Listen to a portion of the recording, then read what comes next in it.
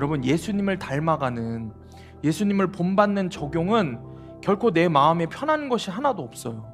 십자가 지는 적용은 내 마음에 편한 것이 없습니다. 모두 나의 마음을 불편하게 만들고 힘들게 하는 적용이에요. 그러나 반드시 나다운 적용을 좀 버리고, 내가 할 만한 것들을 버리고 예수님다운 적용을 하시기 바랍니다.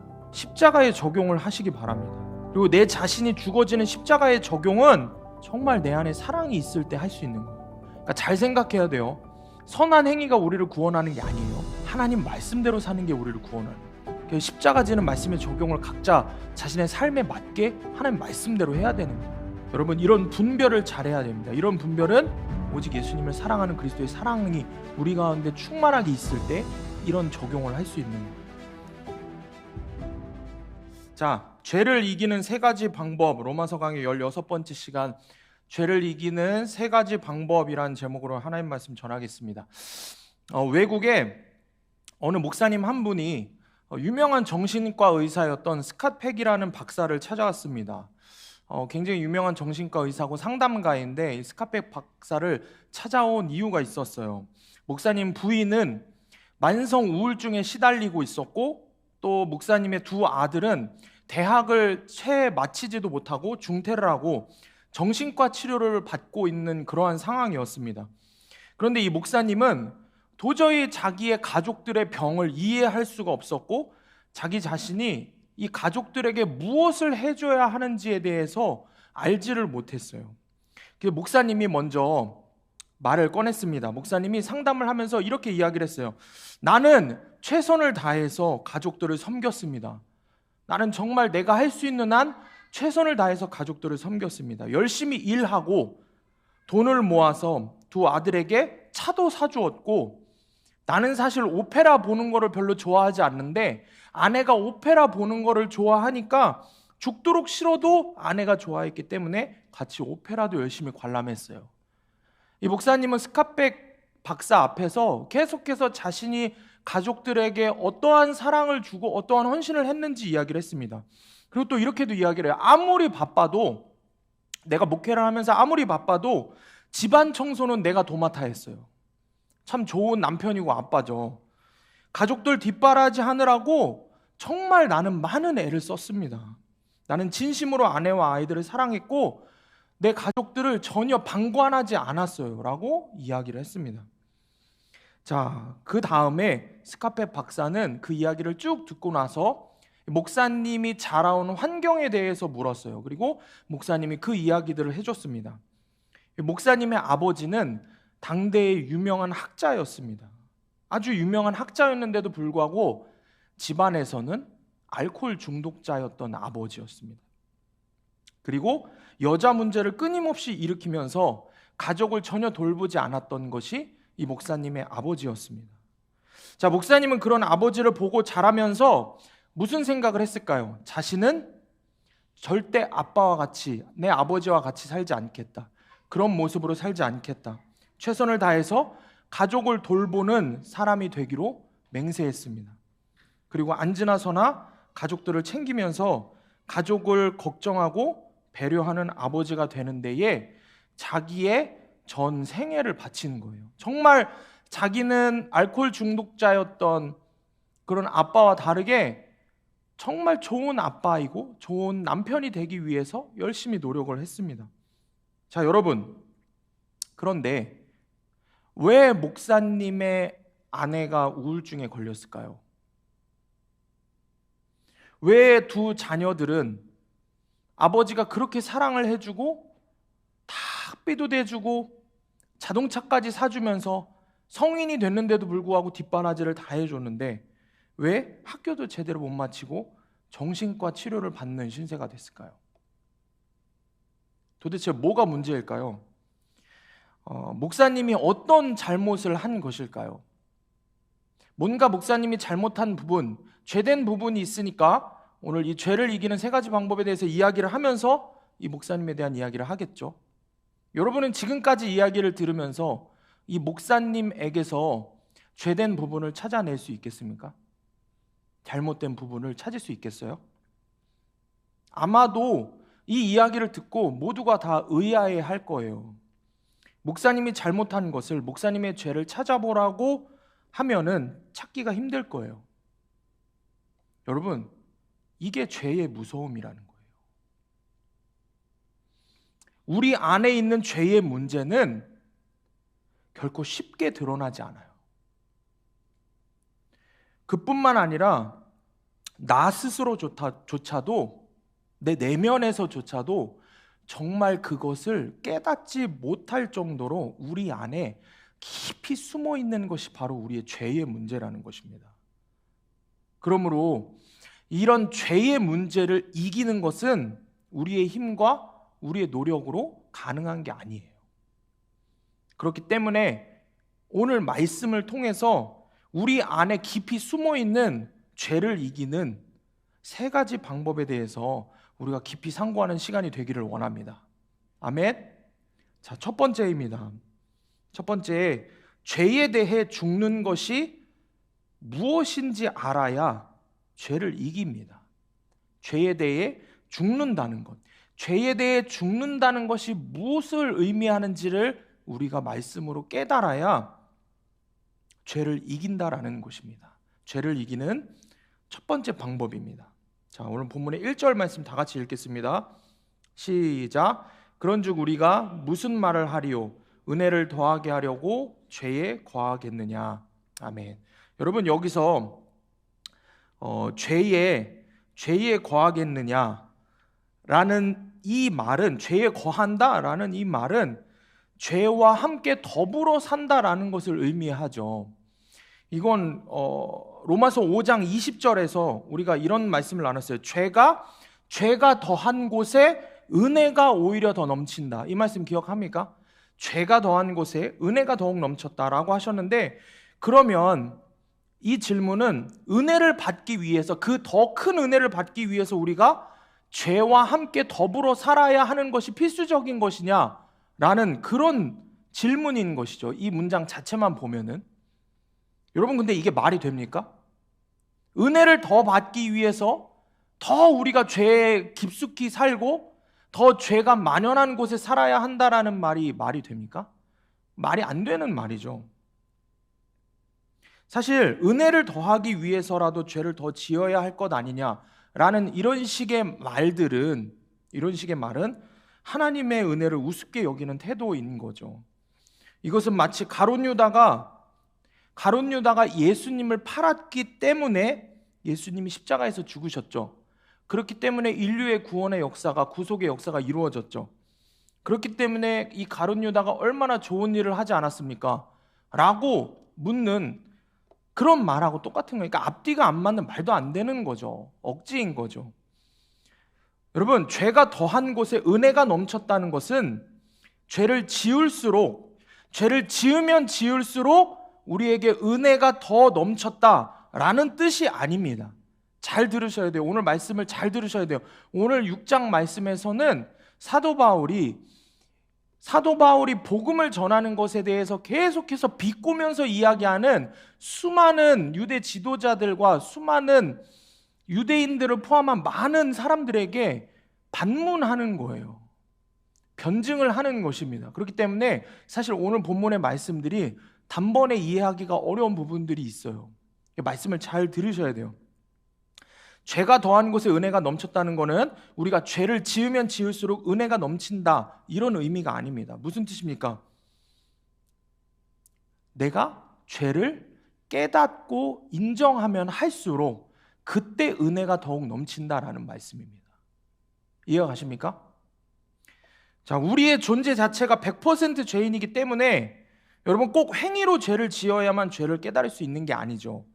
남들이 나를 의롭다고 해도, 나의 어떠한 행위로 선하게 보여지는 그런 행위들로 의롭다고 해도 100% 오르신 하나님 앞에 서기만 한다면, 내가 아무리 겉으로 대단한 일들을 하고 선한 모습으로 포장해서 산다고 해도 100% 오르신 하나님 앞에 서면 나는 영락없이 100% 죄인이라는 것이 깨달아지는 것입니다.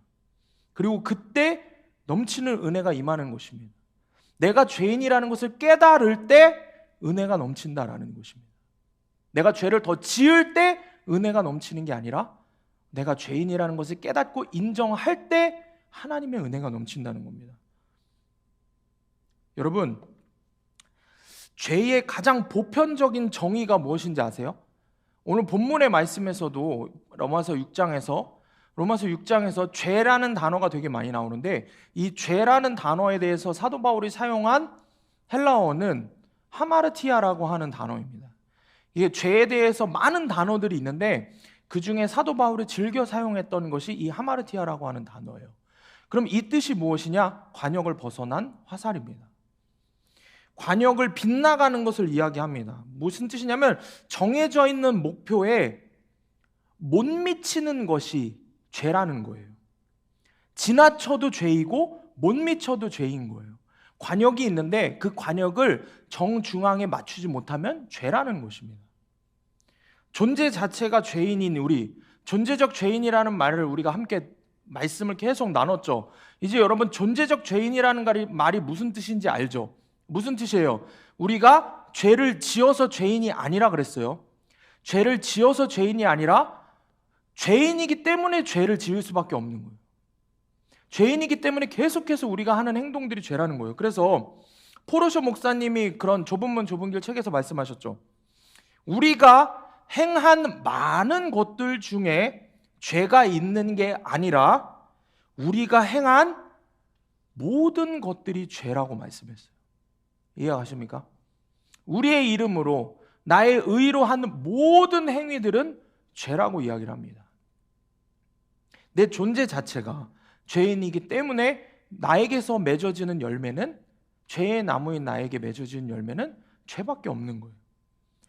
그렇기 때문에 자기 자신도 모르게 죄를 지을 때가 얼마나 많은지 몰라요.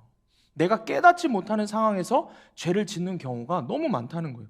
그러므로 앞에서 말한 목사님은 자기 자신에 대해서도 깨닫지 못했어요. 자기가 도대체 뭘 잘못했는지 도무지 깨닫지 못하는 거예요. 왜? 무엇만 이야기한 거예요? 계속해서 자기가 잘했던 어떤 행위들만 계속 이야기를 하는 거예요.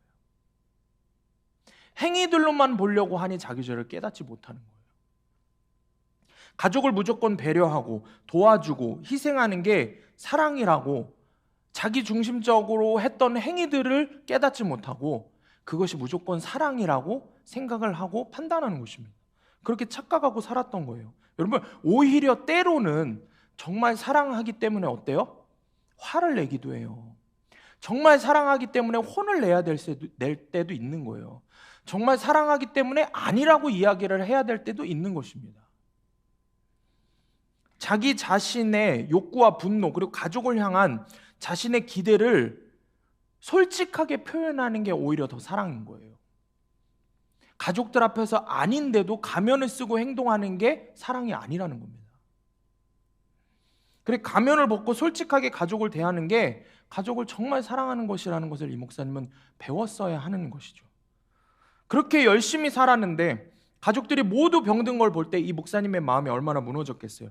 그동안 내가 최선을 다한 게 허무한 거예요. 그럼에도 그렇기 때문에 이 목사님의 입에서 나오는 건 뭐예요? 나는 잘못한 게 없다 이거예요. 나는 최선을 다했다 이거예요. 나는 최선을 다했다만 외치는 거예요.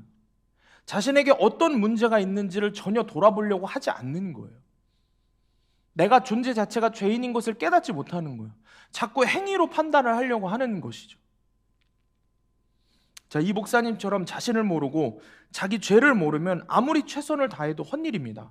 여러분, 신앙생활 열심히 하고 교회에 열심히 나오지만 여러분 존재 자체가 100% 죄인이라는 사실을 깨닫지 못하면 다 헛일인 거예요.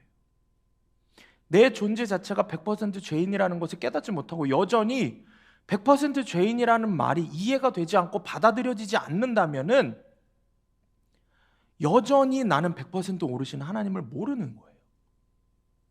심지어 목회자라고 해도 교회를 몇 대째 다니고 직분이 있고 엄청난 은사들을 경험했다고 해도 자기 죄를 아는 게 아닙니다. 매사에 최선을 다했다면서 스스로 의롭다고 하는 사람이면 사람일수록 죄를 깨닫기가 어려워요. 자기가 교회에서 했던 것이 있기 때문에, 열심히 했다고 생각하기 때문에 죄를 깨닫기가 어려운 거예요. 그렇기 때문에 실제로 제자 훈련을 해보면은 학생들이 가장 말씀을 잘 들어요. 죄에 대해서 제일 금방 깨달아요.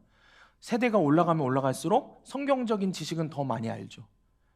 성경적인 지식은 더 많이 알고 교회에 대한 신앙생활의 연륜은 있을지 모르나 작년이면 작년일수록 죄에 대해서 깨닫는 게 힘든 거예요.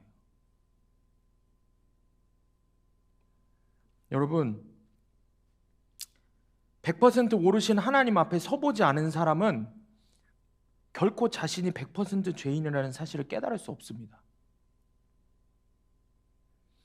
여전히 여러분 자신이 100% 죄인이라는 사실을 깨닫지 못했기 때문에 100% 오르신 하나님을 신뢰하지 못하는 거예요.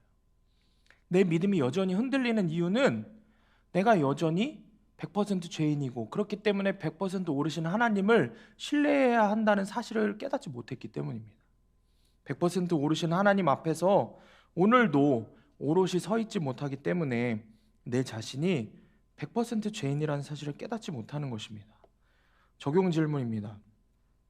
100% 오르신 하나님 앞에 서야 100% 죄인인 내가 깨달아짐을 알고 있습니까?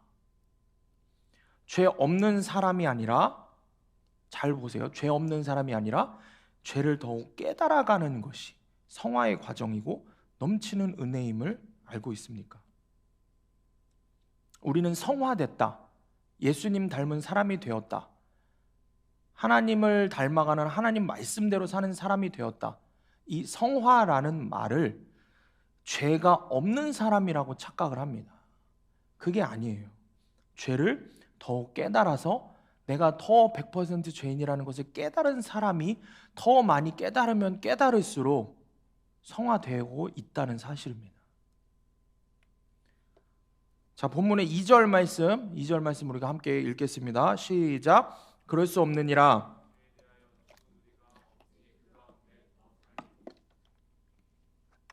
자, 은혜를 받은 사람이 은혜를 더하게 하려고 죄와 더불어 살 수 있냐는 질문을 사도 바울이 던졌죠. 그 다음에 그럴 수 없다고 강하게 부정을 합니다. 그리고 죄에 대해서 죽은 우리가 어찌 그 가운데서 더 살겠냐고 말씀해요. 여러분, 그럼 이제 우리가 살펴볼 것은 뭐냐면은 이 죄에 대해서 죽는다라는 말입니다. 이 죄에 대해서 죽는다는 말이 무슨 의미인지를 우리가 살펴보아야 돼요. 여러분, 이 질문은 사실 수천 년의 이 교회 역사를 통해서 뜨거운 논쟁거리가 되었던 주제입니다. 오늘 말씀의 제목이 죄를 이기는 세 가지 방법이에요. 죄에 대해 죽는 것이 뭔지 알아야 죄를 이길 수 있다는 거예요. 오늘 말씀에서 죄에 대해서 죽었다라는 이 말이 뭘 의미하는지를 분명하게 깨닫고 있어야 죄를 이길 수 있는 거예요. 자, 많은 사람들이 죄에 대해서 죽었다는 말씀을 어떻게 해석하냐면은 이렇게 해석해요. 죽어 사는 것, 죽어 주는 것, 이게 죄에 대해서 죽은 거라고 생각합니다. 내가 죄에 대해서 이제 죽었으니까 죽어줘야 된다. 그러니까 뭐 예를 들어서 회사에서 불합리한 불이익을 겪었을 때에도 내가 이제 죄에 대해서 죽었고 내가 이제 죄를 안 지어야 되니까 사장님한테 죽어 살아야 돼, 이런 생각을 하는 거죠. 또 가정에서 미운 형제 자매 뭐 부모님 가족들에게 밉지만 죽어줘야 돼. 또는 친구 앞에서도 관계 때문에 그냥 죽어줘야 돼, 죽어주자 하면서 속으로는 사실은 하나도 처리가 안 됐는데 겉으로만 죽은 것처럼 참고 사는 거, 이게 죽은 게 아닙니다. 실제로는 전혀 해결이 되지 않았는데 해결되는 척 하는 거, 이게 죽은 게 아니에요. 고행처럼 내가 죽어주는 게 죄에 대해 죽는 게 아닙니다. 이거는 그냥 전형적인 우리나라의 유교적인 발상인 거예요. 그럼 여러분, 죄에 대해서 죽었다는 말씀이 뭘까요? 또 이렇게 생각할 수 있죠. 우리가 완전히 죄를 안 짓게 된 것이 죄에 대해서 죽었다라고 여기는 거예요. 그러니까 십자가에 못 박혀 내 자아가 죽었다라고 우리가 수련회를 통해서 뭐 기도회를 통해서 큐티를 통해서 계속해서 고백을 하죠. 근데 여전히 우리 삶 속에서 계속 죄를 짓고 있으면은 무너지는 거예요. 그 말씀에 대한 신뢰가 없어지는 거예요. 그죠? 그런 일들이 우리 안에 계속 비일비재한 거예요. 그러니까 죄에 대해 죽었다는 말을 잘못 이해하고 있는 거예요. 죄에 대해 죽었다는 게 죄를 완전히 안 짓게 됐다는 말도 아니에요. 그러니까 예수 믿기 전에 죄 짓고 살았더라도 믿은 후에 죄에 대해 점점 죄에 대해서 죽어서 점점 죄 없는, 죄와 관계없는 삶을 살라라는 이런 말도 아닌 거예요. 죄에 대해 죽어야 되니까 금욕해야 되고 금식하고 경건하게 살아야 된다, 이런 말 뜻이 아닙니다. 오늘 본문에서 죄에 대해 죽었다라는 말은 이런 뜻이 아니에요. 그럼 무슨 뜻일까? 죄에 대해 죽었다는 말이 도대체 무슨 말일까? 다음 구절들의 답이 있습니다. 본문의 6절과 7절 말씀입니다. 6절과 7절 말씀 우리 함께 큰 소리로 읽어보겠습니다. 시작. 우리가 알거니와 우리의 옛사람이 예수와 함께 십자가에 못 박힌 것은 죄의 몸이 죽어 다시는 우리가 죄에게 종노릇 하지 아니하려 함이니 이는 죽은 자가 죄에서 벗어나 의롭다 하심을 얻었음이라. 여러분 잘 보세요. 6절 말씀 자 보세요. 옛사람이 예수와 함께 십자가에 못 박힌 것은 우리가 죄에게 더 이상 종노릇 하지 않게 하려 함이라고. 우리가 다시는 죄의 종노릇 하게 안 하기 위해서라고 말씀을 하고 있습니다. 여러분 옛사람이 죽었다라고 이야기를 해요. 여러분 생각해 보세요. 만약에 우리가 옛 주인의 지배에서 벗어나서 새로운 주인을 만났는데 그 새로운 주인의 품에서 평안하게 살아야 하는데 아직도 나를 괴롭히던 옛 주인에게 속해서 슬퍼하고 분노하면서 살면 안 된다라는 것입니다. 자, 옛사람이라는 것은 단순히 우리가 옛사람이라고 생각하면 거듭나기 전에, 예수님 만나기 전에 도덕적이지 않고 비도덕적이고 비윤리적인 죄를 짓는 그런 상태를 이야기하는 줄 알아요. 근데 그것만을 이야기하는 것이 아닙니다. 옛사람이라는 것은 우리의 존재 자체가 죄인인 존재적 죄인, 태어날 때부터 죄인이었던 우리의 모습을 이야기하는 것입니다. 우리의 존재 자체가 쉴 새 없는 정욕을 가진 존재라는 것을 이야기하는 거예요. 그게 우리의 옛사람입니다. 이러한 우리의 옛사람은 죄가 죄인 줄도 모르고 끊임없이 죄를 지으면서 죄의 무게에 눌려서 죄의 종노릇 한다는 거예요. 옛사람은 뭐라고요? 뭐의 종노릇 한다고? 죄의 종노릇 한다고. 그러니까 우리의 옛사람은 끊임없이 죄의 종노릇 하면서 사는 게 우리의 옛사람입니다.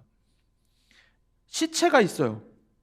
근데 시체 위에 5kg짜리 돌을 얹어놓든 100kg짜리 뭐 돌을 얹어놓든 1톤짜리 돌을 얹어놓든 그 시체가 그것을 무거워합니까? 아무리 무거운 걸 올려놔도 시체는 그걸 느끼지 못해요. 거듭나지 못한 사람도, 예수님을 알지 못하는 사람도, 다시 말해서 100% 오르신 하나님을 여전히 만나지 못한 사람은 죄의 무게를 그렇게 못 느끼는 거예요. 그렇기 때문에 죄가 죄인 줄 모르고 계속 죄를 지으면서 죄의 종노릇해서 죄에 끌려다니는 겁니다. 또 반대로 우리가 거듭나고 나서 예수 그리스도와 함께 십자가에 죽었다 그러죠. 그렇게 죽었다 그러면은 이것도 또한 십자가에서 예수 그리스도와 함께 죽은 사람도 그 위에 아무리 무게를 올려놔도 반응하지 않는 거죠. 유혹이 와도 반응하지 않는 거죠.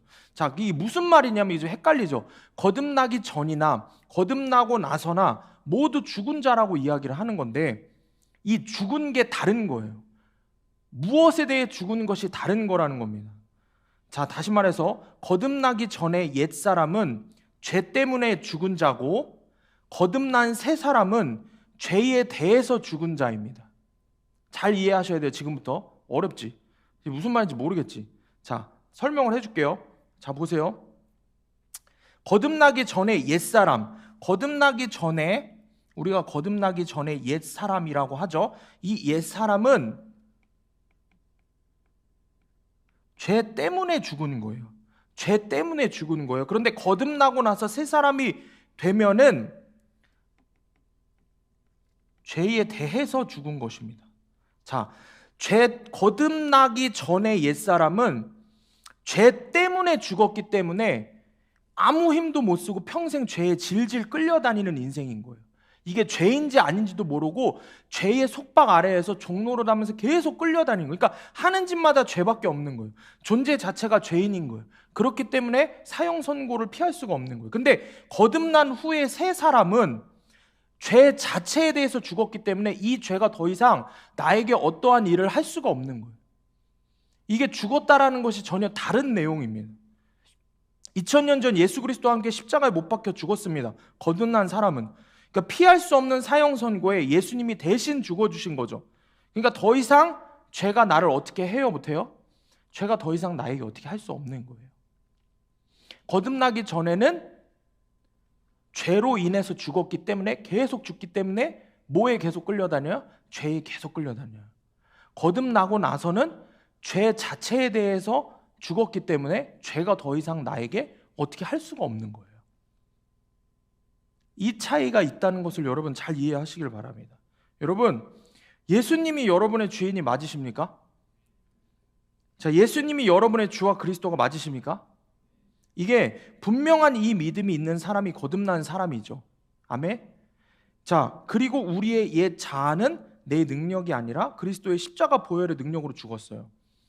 우리는 죄에 대해서 죽은 거예요. 누구의 능력으로? 십자가의 능력으로.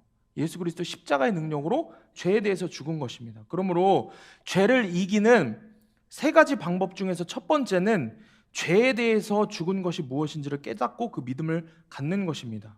그럼 죄를 이기게 된다는 거예요. 자, 우리가 무엇을 해서 죄에 대해서 이기고 지는 문제가 아니라 예수 그리스도 십자가 은혜로 죄에 대해서 죽은 자라는 것을 깨닫는 것이 필요하다는 거예요. 그게 죄를 끊는 첫 번째 방법인 거예요.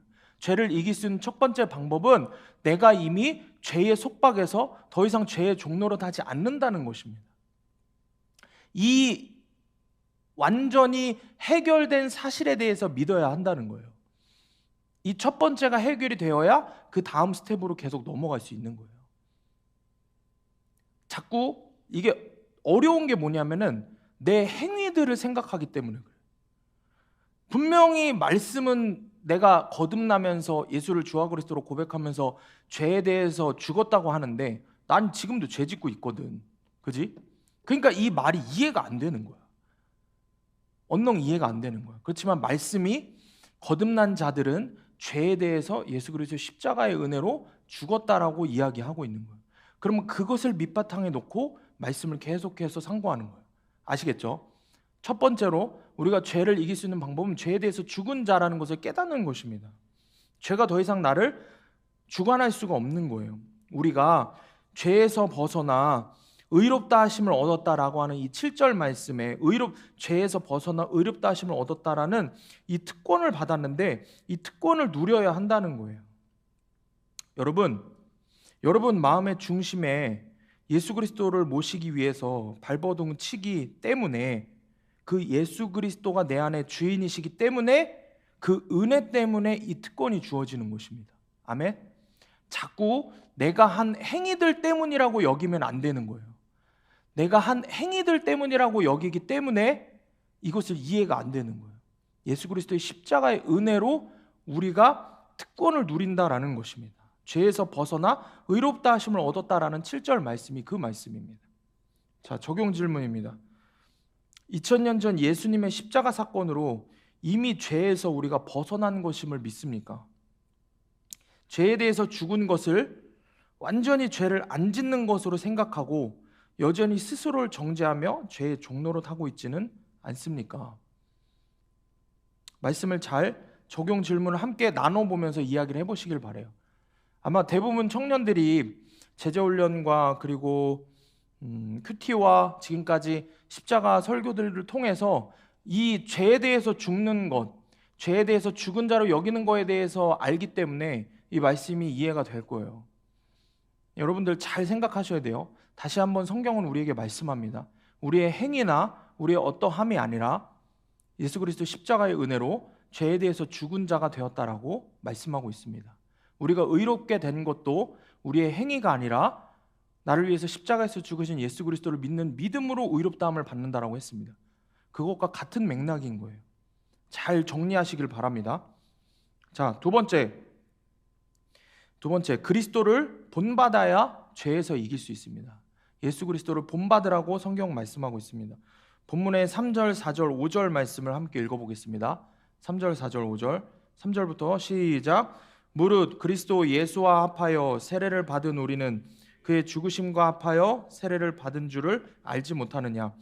그러므로 우리가 그의 죽으심과 합하여 세례를 받음으로 그와 함께 장사되었나니 이는 아버지의 영광으로 말미암아 그리스도를 죽은 자 가운데서 살리심과 같이 우리로 또한 새 생명 가운데서 행하게 하려 함이라.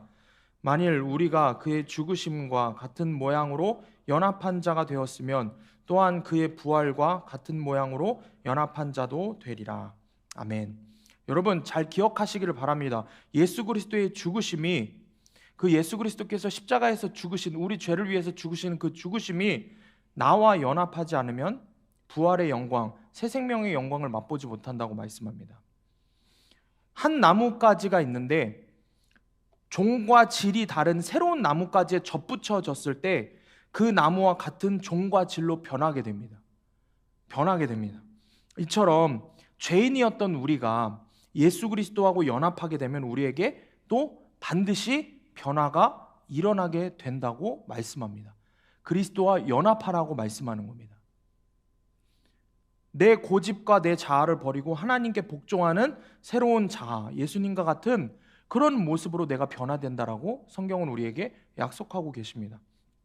그런데 이걸 잘 봐야 돼요. 예수님께 내가 접붙여졌다고 해서 내 인격이 갑자기 바로 변하는 게 아니에요. 나의 죄된 인격이 바로 소멸되는 게 아닙니다. 죄의 성향을 지닌 나의 자아가 아직 남아있어요. 단번에 성화된 인격으로 달라지지는 않아요. 그렇기 때문에 죄에 대해서 죽은 성도라고 해도 계속해서 죄와 싸우면서 가야 된다는 것입니다. 그래서 우리가 단번에 수련회 때 은혜를 받은 것으로 해결이 된다고 생각을 하면 안 돼요. 이번에 수련회를 하면서 학생 청년들 중에 방언을 받은 친구들이 있어요. 방언을 받은 친구들에게 이야기를 했어요. 방언을 받았으면 계속해서 더 열심히 기도하라고. 방언을 받은 것이 선물을 받았으니까, 성령의 은사를 받았으니까, 성령님이 내 안에 내주하시니까 그것으로 완성이 되었다라고 생각하는 순간 무너져 버리는 거예요. 방언을 받았기 때문에 내 안에 계신 성령님과 더 깊이 대화를 할 수 있는 기회를 주셨으니 그럼 대화를 해야 되는 거예요. 그렇게 계속해서 나를 깨끗하게 해 나가야 되는 거예요. 계속해서 죄와 싸우면서 나아가야 되는 거예요. 학생들이 수련회를 하면서 기도를 하면서 하나님 은혜 가운데 많은 은혜들을 경험을 하고 많은 생각들을 하고 자신들이 기도하는 가운데에 하나님께서 마음속에 깨닫게 해주신 여러 가지 장면들이 있어. 은혜들이 있어. 십자가를 보는 친구들도 있고 자기의 죄를 보는 친구들도 있고, 근데 그런 가운데에 그 기억만 갖고 살려고 하는 거야. 그러니까 수련회 때 내가 은혜를 받았으니 그것으로 끝났다라고 생각을 하는 거죠. 근데 우리가 수련회를 위한 준비 기도를 할 때부터 이야기를 했죠. 수련회는 시작이라는 거예요. 수련회는 끝이 아니라 우리가 앞으로 성화되어가는 과정을 위해서 시작이라고 얘기를 했습니다. 그렇기 때문에 여러분들이 수련회 때 받은 은혜를 수련회를 위해서 준비했던 것만큼 계속해서 그 이후에도 여러분들이 죄와 싸우며 노력해 나가야 한다는 거예요. 성화의 길을 가다가 우리가 예수님 닮으려고 하다가 계속 걸려 넘어질 수 있어요. 돌뿌리에 걸려 넘어질 수도 있고요. 폭풍우를 만날 수도 있어요. 그런데 믿음으로 의롭게 되어 죄에 대해 죽은 자라는 사실이 변하지 않는 거예요. 이게 중요한 거예요. 그 첫 번째 대지를 잘 이해해야 되는 게 믿음으로 인해서 우리가 죄에 대해서 죽은 자라는 것이 변하지 않는다라는 것을 계속 믿음으로 믿고 나아가야 되는 거예요. 근데 사단은 계속해서 우리의 뭐를 보라 그래요? 내가 오늘 무너졌던 그 행위를 보게 하는 거예요. 그러니까 계속해서 주님 앞으로 나아가지를 못하는 거죠. 하나님을 믿고도 여전히 죄를 짓고 있다고 해도 나는 반드시 목적지로 가게 되어 있어요. 여러분, 다시 옛사람으로 돌아가는 일은 없습니다. 내 안에 예수님이 내 주인이시기 때문이에요. 내 안에 주인이 바뀌지 않기 위해서 우리가 발버둥 쳐야 되는 거예요. 아멘? 여러분, 출애굽을 하고 가나안에 이르기까지 이 이스라엘 백성들에게 바로가 정말 강팍하게 굴고 홍해가 가로막고 먹을 것이 없고 요단강이 넘치고 막 그럴 때에 다시 애굽으로 돌아가는 사람이 있었어요. 그렇게 애굽으로 돌아가는 사람들은 하나님이 택하시지 않는 사람들이에요. 그러니까 이스라엘 백성들과 따라 나왔던 다른 사람들도 있단 말이에요. 그 사람들은 다시 애굽으로 다시 돌아갔어요. 그런데 이스라엘 백성들은 그렇게 불평하고 욕하고 질투하고 넘어지고 해도 하나님께서 택하셨기 때문에, 그래서 건져낸 하나님의 자녀들이기 때문에 결국에는 가나안 땅으로 들어가게 됐어요. 여러분들이 그렇게 하나님께서 부르신 하나님의 자녀들입니다. 여러분, 이스라엘 백성들이 잘나서 갔습니까? 잘나서 가나안 땅으로 들어갔어요? 이스라엘 백성들, 광야에서 이스라엘 백성들을 보면은 잘한 구석이 하나도 없어요. 잘나서 간 게 아닙니다. 그리스도 예수 안에 있을 때 가는 것입니다. 아멘?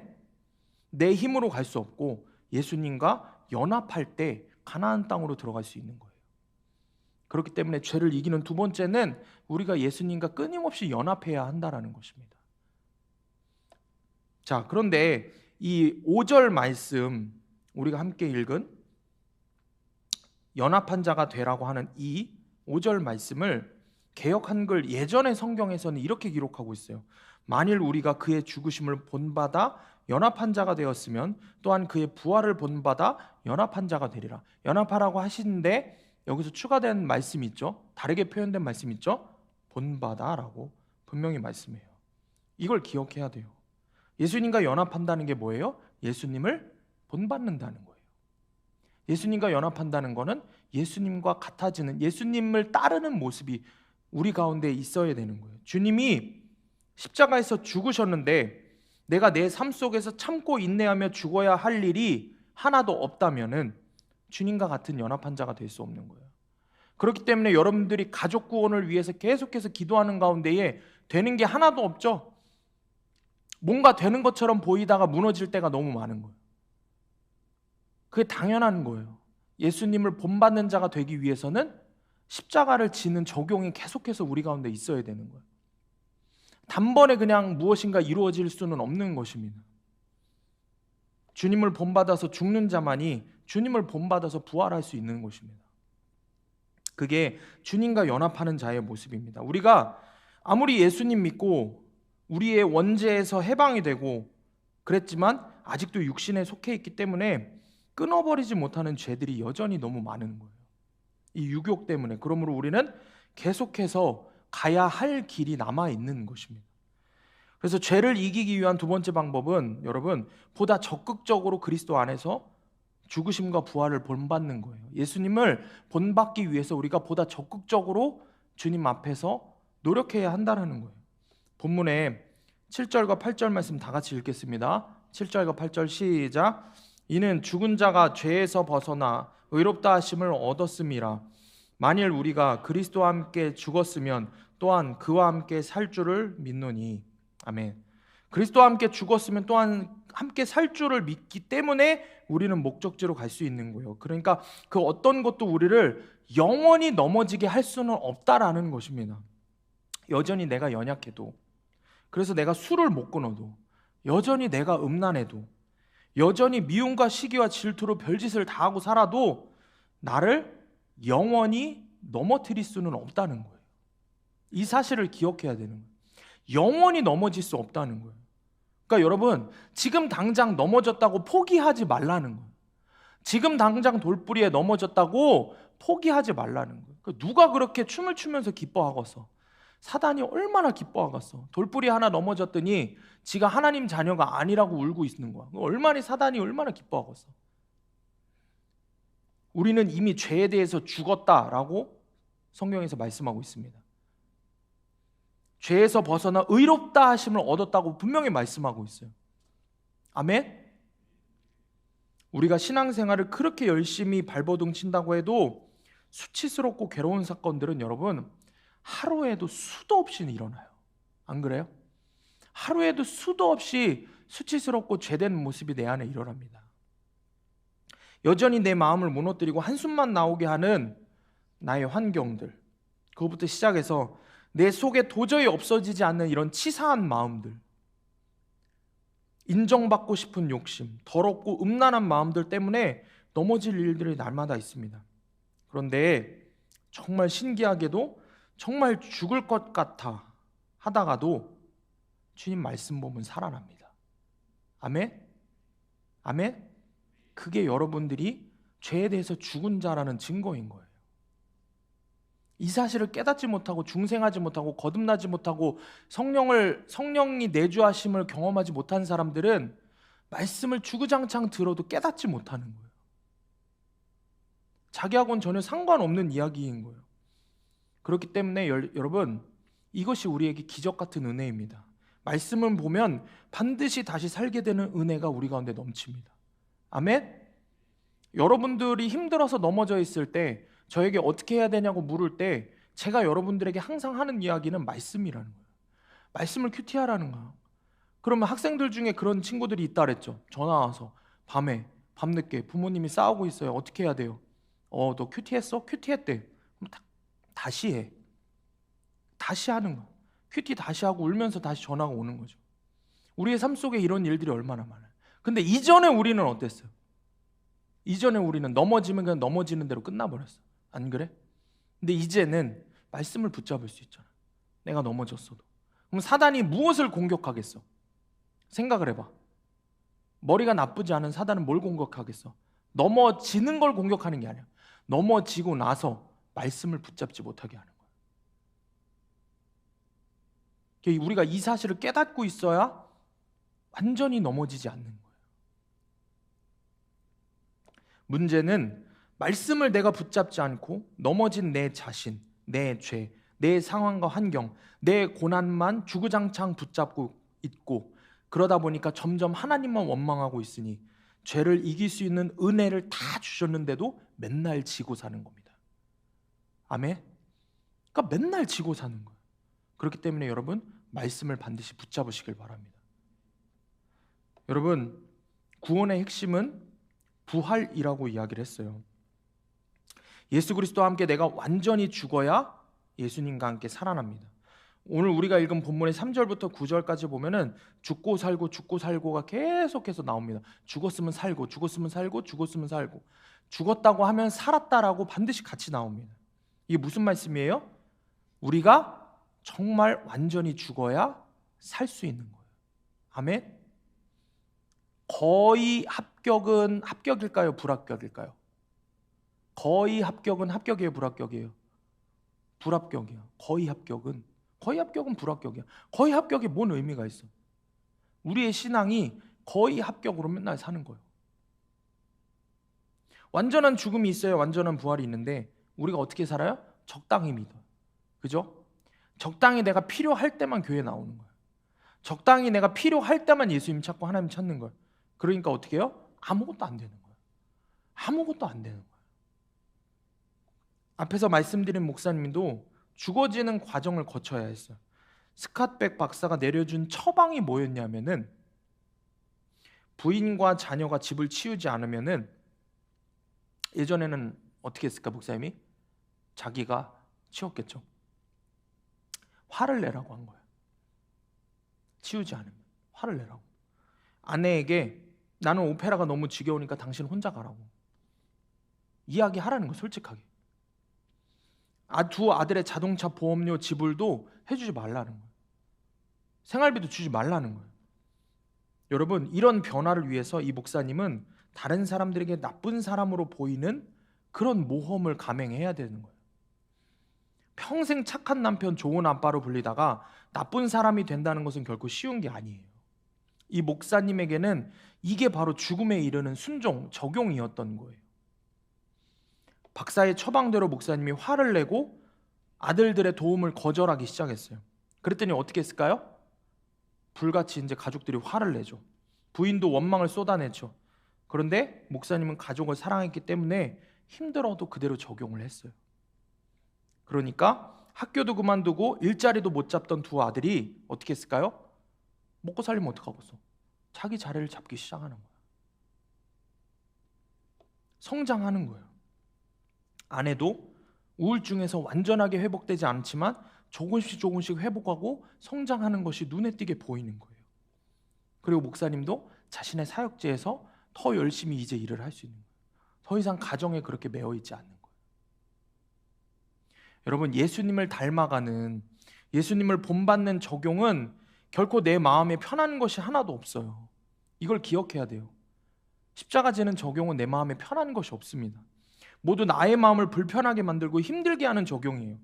그러나 반드시 나다운 적용을 좀 버리고, 내가 할 만한 것들을 버리고 예수님다운 적용을 하시기 바랍니다. 십자가의 적용을 하시기 바랍니다. 그리고 내 자신이 죽어지는 십자가의 적용은 정말 내 안에 사랑이 있을 때 할 수 있는 거예요. 목사님이 착한 남편, 좋은 아빠라는 자신의 이미지 관리에만 최선을 다할 때는 자유함이 없었는데 가족들은 도리어 우울증과 무기력증으로 병들어 갔었죠. 목사님이 자신의 아버지를 미워하면서 아버지와 반대로 하려는 강박관념으로 가족들을 대했기 때문에 사실은 상처가 또 다른 상처를 낳은 것뿐이에요. 겉으로 보기에는 그 행위로만 봤을 때는 그것이 좋고 선한 것으로 보이지만 사실 그 안에 내면에는 그도 이기적인 거였던 거예요. 하지만 자기 방식대로의 사랑을 버리고 무엇이 진짜 가족을 위한 것인지 생각하고 실천했을 때 화를 내고 거절을 했어도 자유함이 있고 하나님의 은혜가 넘치는 거예요. 이 목사님처럼 잘해주는 데 매여 있는 사람에게는 도움을 거절하는 게 오히려 십자가를 지는 처방입니다. 그러니까 잘 생각해야 돼요.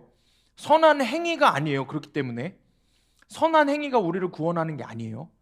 하나님 말씀대로 사는 게 우리를 구원하는 거예요. 십자가 지는 말씀의 적용을 각자 자신의 삶에 맞게 하나님 말씀대로 해야 되는 거예요. 아시겠죠? 여러분, 이런 분별을 잘해야 됩니다. 이런 분별은 어떨 때 할 수 있냐? 오직 예수님을 사랑하는 그리스도의 사랑이 우리 가운데 충만하게 있을 때 이런 적용을 할 수 있는 거예요. 적용 질문입니다. 죽을 것 같은 순종, 죽을 것 같은 거절을 해야 할 일이 있습니까? 내가 옳다고 믿던 가치관, 지키고 싶은 이미지를 버리는 것이 죽도록 두렵습니까? 내 힘으로 할 수 없기에 예수와 연합하여 죽어지는 것이 나도 살고 다른 사람도 살리는 것임을 믿습니까? 오늘 적용 질문 많은데 이 중에서 여러분 마음을 치는 질문들을 잘 나누시길 바랍니다. 질문 보내드릴게요. 자, 마지막 세 번째입니다. 세 번째, 죄를 선포하고 하나님을 선포해야 이 죄를 이길 수 있습니다. 오늘 본문의 11절 말씀입니다. 다 같이 읽어볼게요. 시작. 이와 같이 너희도 너희 자신을 죄에 대하여는 죽은 자요 그리스도 예수 안에서 하나님께 대하여는 살아있는 자로 여길지어다. 아멘. 자, 하나님에 대하여는 살아있는 자로 여길지어다 라고 말씀하십니다. 명령하고 있어요. 내가 예수님 믿고도 달라진 게 없고 여전히 죄를 짓고 있더라도 죄에 대해서 죽은 자라는 것은 변할 수 없는 사실입니다. 믿으십니까? 이거 확실히 믿고 시작해야 돼. 내 행위가 완전해져서가 아니라 그랬어. 내 행위가 완전해지는 게 성화가 아니라 그랬어요. 내 행위가 완전해져서가 아니라 내가 죄인임을 깨닫고 모든 죄를 용서하시는 하나님의 사랑이 완전하기 때문에 내가 완전해진다라는 거예요. 아멘? 자, 여러분 말씀을 잘 들어보세요. 그래서 여기서 뭐라고 명령하고 있냐면 마지막에 뭘 할지어다? 여길지어다. 여길지어다라고 명령하고 있어요. 나는 죄에 대해서 죽은 자요 하나님께 대해 살아있는 자로 뭘 하라는 거예요? 여기고 선포하면서 살라는 거예요. 내 삶에서 그것을 여기고 내가 선포하면서 살라는 거예요. 지금 내 눈으로 보기에 전혀 그렇지 못해도 믿음으로 선포하라는 말씀이에요. 100% 모르신 주님을 신뢰하고 선포하는 것입니다. 이게 우리 가운데 있어야 되는 거예요. 내 눈앞의 일들이 전혀 그렇게 보이지 않아도 여러분 입술로 계속 하나님은 100% 오르시다고 선포하는 거예요. 제가 PS 타임을 할 때 많은 학생 청년들이 자신의 삶의 어려움들을 이야기해요. 제가 그것을 다 이해할 수 없죠. 그런데 조금만 들어보고 조금만 내가 마음을 열고 생각을 해봐도 그 삶에 많이 힘들겠다라는 생각을 하게 돼요. 그렇지만 제가 그 학생 청년들에게 여러분들에게 계속해서 입술로 선포하라고 하는 게 뭐예요? 하나님 100% 오르시다고. 100% 하나님 오르시다고. 나의 지금 도저히 100% 옳지 않은 것 같은 상황에서도 하나님 100% 오르시다고 선포하라는 거예요. 그렇게 여기라는 것입니다. 내 믿음이 흔들리려고 할 때, 죄를 지을 일들이 생길 때 유혹 앞에서도 선포하는 거예요. 친구들 만날 때, 유혹이 있을 때, 술자리가 있으려고 할 때, 나는 하나님 믿는 사람이어서 주일에는 일할 수 없다. 주일에는 예배 드려야 한다. 선포하라는 거예요. 아멘? 선포하면서 이야기하라는 거예요. 근데 우리는 뭐 생각부터 해? 내가 어떤 공격을 받을까? 어떤 불이익을 받을까? 또 어떤 생각을 해도 소용없다. 해보지도 않았잖아. 세상에서 그렇게 잘 나가는 돈 잘 버는 재벌 회장님이 얘기한 그 영상을 보면은 그런 호통을 치죠. 해보긴 해봤냐고. 해봤냐고. 세상 사람들도 그렇게 이야기를 해요. 고 정주영 회장님이 그런 이야기를 항상 하셨다 그러잖아요. 해보긴 했냐고, 해봤냐고. 그러니 우리 믿음의 사람들은 믿음이 있으면은 선포해봐야 될 거 아니야. 안 돼도 선포를 해야 될 거 아니야. 그 많은 일들 중에 안 될 것 같은데 선포하고 해봤더니 그것을 누련 산 증인이 저기 앉아있잖아. 그냥 산 증인이 앉아갖고서는 그렇게 회사에서 못 간다고, 그냥 수련을 못 간다고 그렇게 그냥. 저 친구 제자훈련 할 때도 뭐라 그랬어요? 제자훈련 처음 시작할 때도 막 이런 건 줄 알았으면 안 했을 거라고 그러고 막. 자기는 뭣도 못하고 맨날 그랬는데 결국에는 따르고 순종하고 하면 다 하게 되는 거예요. 여러분, 믿음으로 선포하면서 살아가야 되는 거예요. 여기면서 살아가는 것이 필요한 것입니다.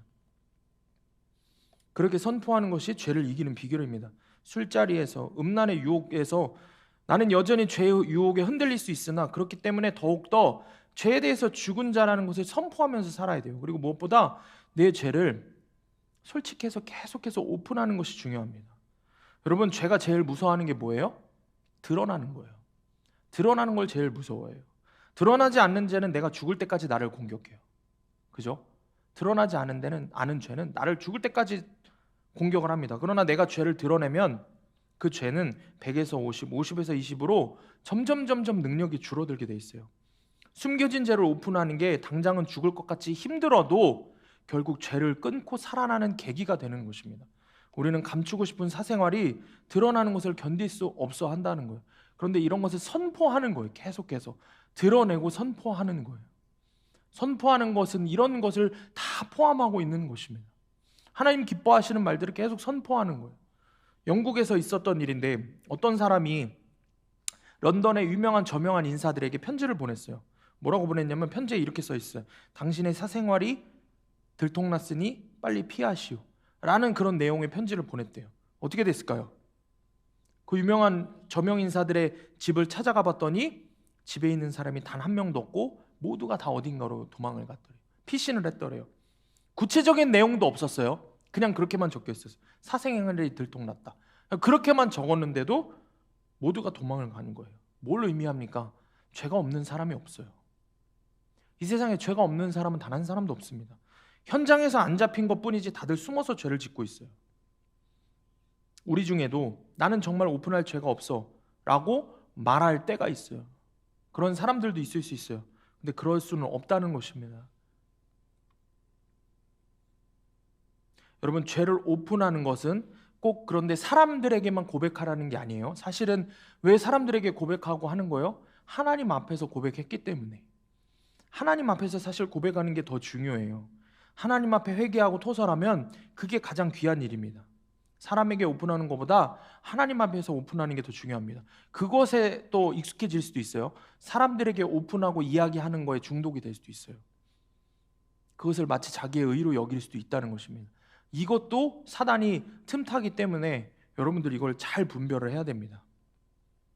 이런 모습으로 우리가 계속해서 말씀으로, 말씀 큐티로 이것들을 계속해서 우리를 붙잡고 나아가야 됩니다. 여러분, 우리는 죄에 대해서 죽은 자입니다. 아멘? 말씀을 좀 정리합니다. 죄에 대해 죽은 자입니다. 우리가 죄에 대해서 기절한 자가 아니에요. 죄에 대해서 죽은 자라고 성경은 말씀하고 있어요. 그 죽은 자는 말이 없고 아무리 찔러도 반응하지 않는데 정작 우리는 덜 죽었기 때문에 덜 시체라서 자꾸 움찔하고 반응을 하는 거예요. 그게 바로 내 모습이라는 것입니다. 근데 이렇게 자꾸 하는 이유는 뭐냐면 결국 내 자존심 때문이에요. 내 마음속에 여전히 나는 잘못이 없어, 나는 할 만큼 했어 라는 생각이 깊숙이 있는 거예요. 이것을 내려놓아야 하는 것입니다. 날마다 여러분, 그래서 말씀을 붙잡아야 돼요. 말씀을 날마다 붙잡으면 어때요? 아마 여러분 이제 큐티한 지 우리가 한 얼마나 됐죠? 우리? 1년 가까이 됐나? 1년 넘었나? 1년 넘었지.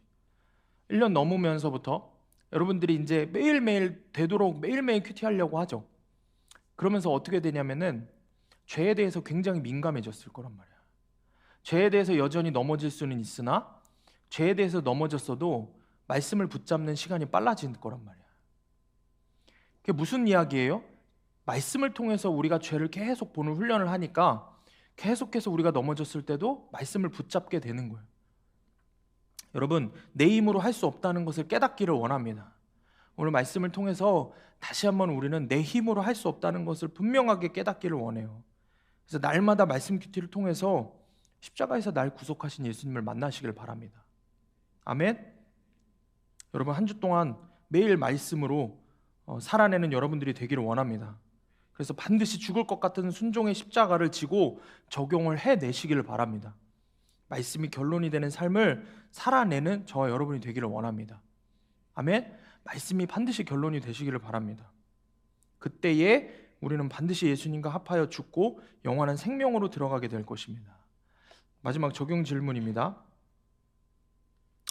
100% 죄인들이 모여 살아가는 세상 속에서 말씀 큐티를 통해 나는 죄에 대해 죽은 자요 하나님에 대해 살아있는 자라고 날마다 선포하십니까? 여러분, 선포하면서 사셔야 돼요. 설교를 들을 때는 죄에 대해 죽은 것 같다가도 교회 문만 나서면 다시 살아나서 적당한 음주, 적당한 쾌락과 타협하며 살고 있지는 않습니까? 죄에 대해 죽은 자임을 선포하기 위해 내가 고백하고 드러내야 할 죄는 무엇입니까? 오늘 적용 질문에 오늘 설교에 대한 내용들이 다 정리가 돼서 들어가 있으니까 여러분들 적용 질문을 꼭 잘 보시고 한 번씩들 쭉 묵상하면서 잘 나누시기를 바랍니다. 자,